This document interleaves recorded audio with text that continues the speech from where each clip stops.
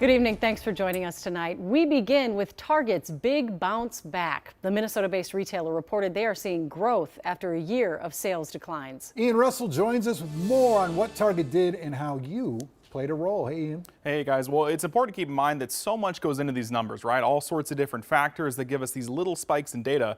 It is good, though, to see the company grow, which has been down for several quarters, though those who pay attention to these numbers say there is always context to add.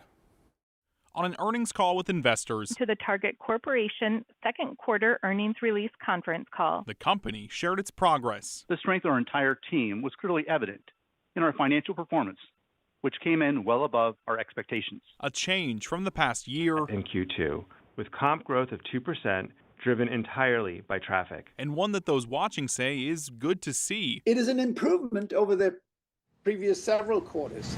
George John is a professor of marketing at the U of M's Carlson School of Management. So they're still struggling, and it's not just Target, it's everybody. Always keeping an eye on what one of Minnesota's largest companies is doing.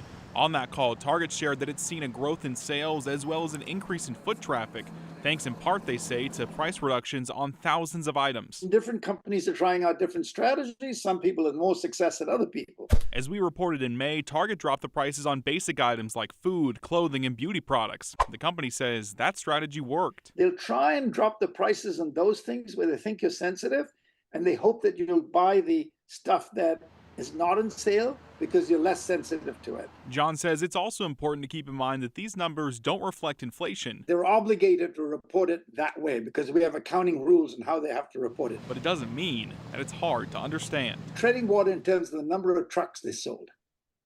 Not treading water in terms of the dollar numbers, because that's a little murky because of inflation. That's the way to think about it. Now, I did reach out to Target to see if someone could speak to us about this report, and they told me no one was available. And Target is projecting its comp sales to grow next quarter as well, Julie.